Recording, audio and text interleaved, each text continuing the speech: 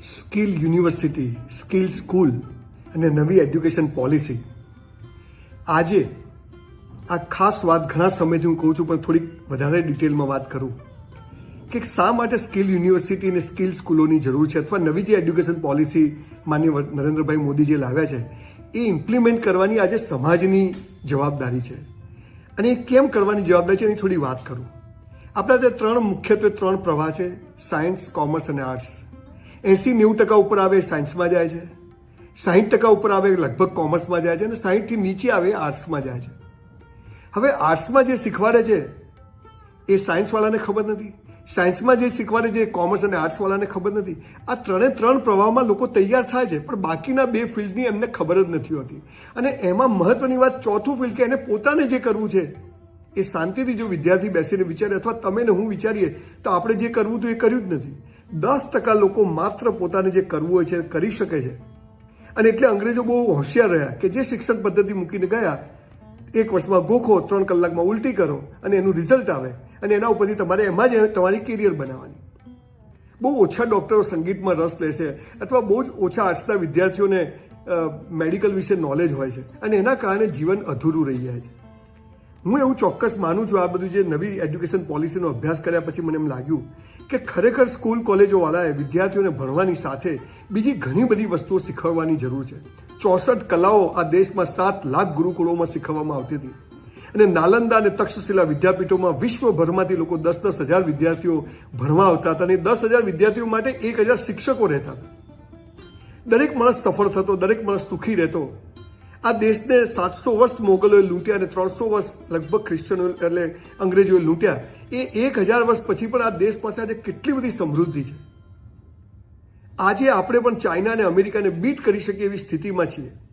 પણ જરૂર છે જે 70-80 કરોડ લોકો, 70-80 હજાર કરોડ લોકો આજે સરકાર પર આશ્રિત છે.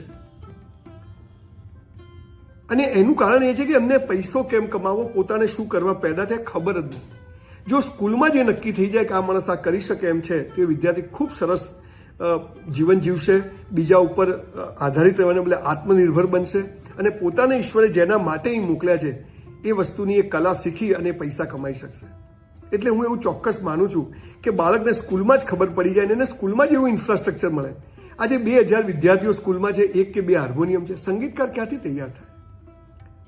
2000 વિદ્યાર્થીઓ છે, એક ક્રિકેટની કીટ છે, બેટ, રન લેવાનો, સામે જવાનું, સામે જઈને પાછા આવવાનું. સ્કૂલો પાસે ગ્રાઉન્ડ નથી, સ્કૂલો પાસે આર્ટને લગતા કોઈ વિષયો, ઉદ્યોગોને લગતા વિષયો સ્કૂલમાં શીખવવામાં જ નથી આવતું. આવા સમયે એક એવી ઇન્સ્ટિટ્યૂટ્સ બને, એક એવી યુનિવર્સિટીઓ બને, એક એવી સ્કૂલ્સ બને કે જ્યાં બાળકને માત્ર 5 વિષય નહીં, પણ એને 250, 200 વિષયોની ચોઈસ હોય, અને એમાંથી એને ગમતા વિષયમાં એ શીખે. કામ અઘરું છે, પણ અશક્ય નથી. આ દેશમાં દુનિયાભરમાંથી લોકો નાલંદામાં ભણવા આવતા હતા. તો આજે તો ટેકનોલોજી બહુ વિકાસ થયો છે, આપણે ધારીએ તે કરી શકીએ એમ છે. પણ એક ચોક્કસ દ્રઢ મનોબળ જોઈએ. માત્ર પૈસા કમાવાના સાધનને બદલે સમાજને પણ કંઈક આપીએ, અને એમાં સમાજ બી કમાય ને સંસ્થા પણ કમાય. કેમ કે મફતની વેલ્યુ નથી. આજે લોકોને એમ છે કે બધું મફત જોઈએ. મફતની કોઈ વેલ્યુ નથી, અને મફત કરીએ તો ઇન્ફ્રાસ્ટ્રક્ચર માટે પૈસા ક્યાંથી આવે? આવા સમયે હું એવું ચોક્કસ માનું છું કે એક એવા મોટા કેમ્પસ બનવા જોઈએ. 10-15 હજાર વિદ્યાર્થીઓ ત્યાં ભણતા હોય, એને ફિલ્મમાં જવું હોય, એને સ્પોર્ટ્સમાં જવું હોય, એને સ્કિલમાં જવું હોય, એને બધા જ ઓપ્શન મળે, અને 6-12 મહિનાની અંદર પોતાને ગમતા વિષયમાં તૈયાર થઈ જાય. એટલે આવી કંઈક આપણે જો શરૂઆત કરીએ તો આવનારા 10-12 વર્ષ પછી એનું પરિણામ આપણે ચોક્કસ જોઈ શકીએ. અને આપણે જે 2047નું જે પ્લાનિંગ કરીએ છીએ એ અત્યારથી જો એનો પાયો નખાઈ જાય તો પરિણામો બહુ જ સરસ આવશે. હું પણ એક સરસ સ્કિલ સિટી બનાવવાની કોશિશ કરી રહ્યો છું, જ્યાં 15,000થી વધારે વિદ્યાર્થીઓ એમાં ભણે. અને ભણવામાં હોશિયાર વિદ્યાર્થીઓનો સેલ્યુટ છે. આ દેશ ચલાવવા માટે doctor, engineer, chartered accountant, IAS, IPS ઓફિસરો જોઈશે. પણ એ તો 5% લોકો, કદાચ 2% લોકો. પણ બાકીના લોકોનું શું? નાની લોકો દુકાનો કરે છે, નાના ધંધા કરે છે, નિષ્ફળ જાય છે, થાકી જાય છે. 4-5 જણનો પરિવાર હોય, 50,000 રૂપિયા કમાવાની તો ઘર ચલાવવું મુશ્કેલ છે.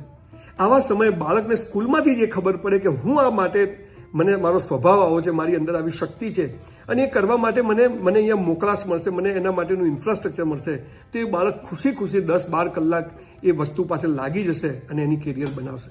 તો તમામ સ્કૂલ કોલેજોને એક વિનંતી કરવી છે મારે કે તમારી સ્કૂલમાં 5 વિષય, 10 વિષય, 15 વિષય સ્કિલના અલગ અલગ અભ્યાસક્રમો દાખલ કરો.